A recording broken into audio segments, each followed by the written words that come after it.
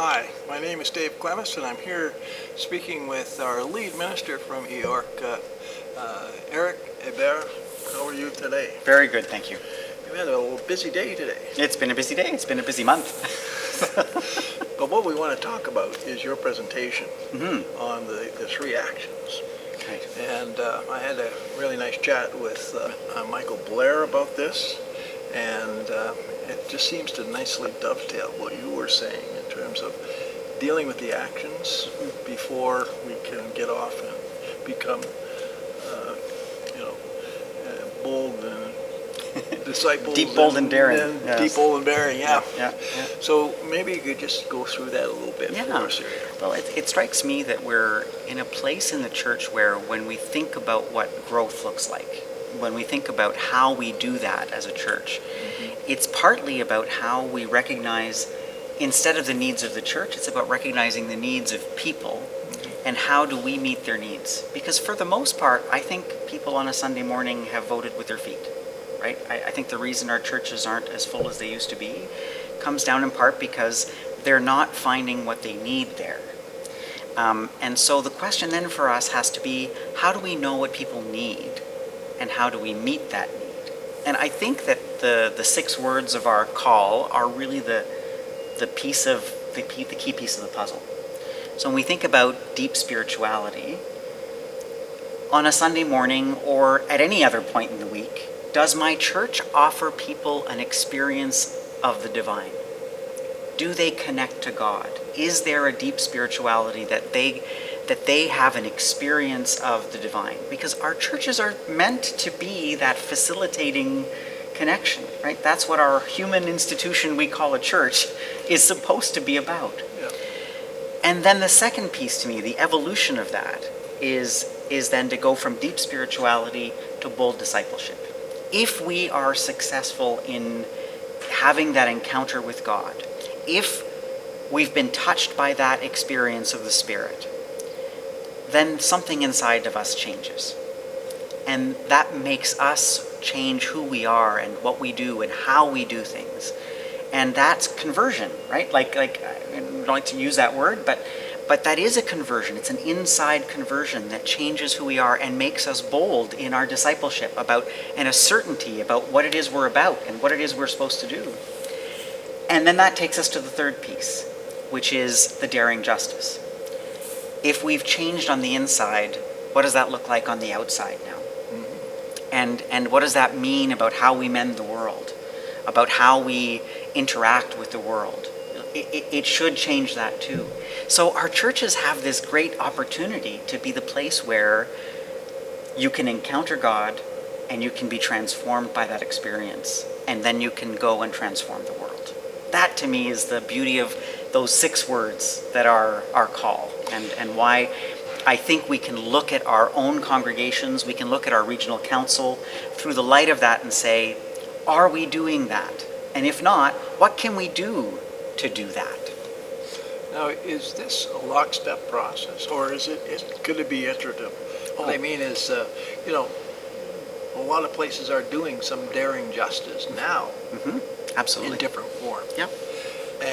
Or have reached out to the community in terms of their discipleship.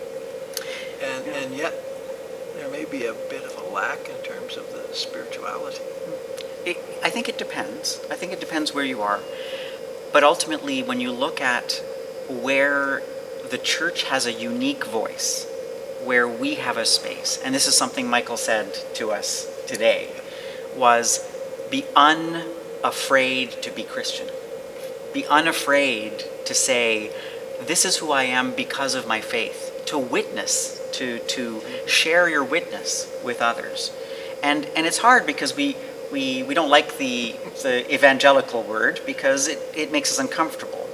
And there are ways I think we can do it from a United Church perspective and with a United Church flair. But we haven't tried. We've been afraid to because we don't want to be painted with the same brush as those other folks who want to save souls and who want us to not go to hell because that's the only reason why you'd want to believe. It's like, wait a minute, there's something wrong with that. But our churches need to be a place of transformation because that's what's going to make a difference. And I say that because when we think about the people who use, I wouldn't say excuses, but who say, oh, the reason they're not coming to church is because there's sports teams meeting on Sunday mornings, and because there's Sunday shopping, and because there's... And my answer to that is always, so the only reason someone's going to come to church is because they have nothing else to do. Is that really what we're about? Like, like we have to be competitive in that marketplace. we have to be able to offer something that people will go out of their way to make space for in their lives. And maybe it isn't on a Sunday morning in all cases, but there is something about that is key in that process. So if we're talking about a daring discipleship, doesn't it also mean we have to go outside the building, go out the door? Absolutely. But I think there's going outside of the walls of the church, and there's also going outside of the walls of our minds. Because right. we're so programmed to think that Sunday morning is the be all and end all of church. And we don't think that it might be interesting to do Christian meditation on a Tuesday night with young families, or to do, we don't make those kinds of connections. And as a result, we kind of we are boxed into our four walls, both intellectually and physically. Yeah. And so we do need to break out of that. And that means looking for what the needs are outside our walls and saying, what is our unique piece of that puzzle? There are lots of nonprofit organizations who do amazing justice work, probably better than we could. So if it's just pure justice work that you want to go out and do, but if it's rooted with a lens of spiritual experience or of Christian witness, that's where we have a spot. That's our piece of that pie. And that's our market. Not to be crass about it, but that's really what we should be about. And of course, then it gets into the question of communities of faith. And we've had a little debate on that already about what is a community of faith. We have a defined understanding of what it is in the manual, and then there's Jesus' words who say, two or more of you meet. Well, imagine a church where there are 10,000 communities of 15 people. Yes. What's wrong with that? That would be lovely, yeah. Right? There's nothing painful about that. But we seem to think that what we really need are mega churches with thousands of people in them. And ultimately, those mega churches tend to be either boom or bust, right? They go big and then they collapse. Yeah. Or when they're big, they have trouble sustaining themselves because they're too big and they can't have intimate spaces. So they're constantly breaking themselves out into small groups. It's so why is it? What is our expectation about what a community of faith looks like? And undoing that, those four walls in our minds, in light of what that means and what that can look like, is a real key piece.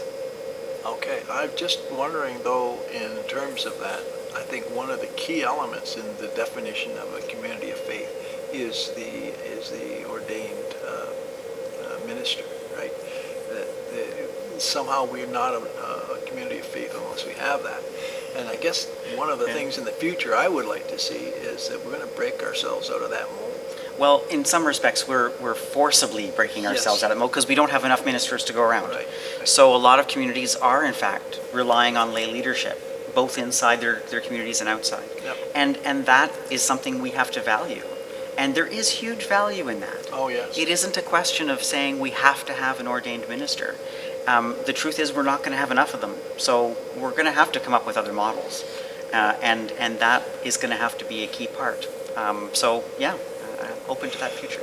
So speaking of future, I guess we've got a heavy future ahead of us now, don't we? And in terms of our committee, we got a lot of work to do. And, yes, we do. And I guess we got to pitter patter and get at her, right? Absolutely, got to do a lot of listening and Yes. a lot of discerning, and that's going to be a key part of what we're going to do for the next little while. And that's going to be the point where we get out to the communities of faith and say, hey, we want to talk. Yeah.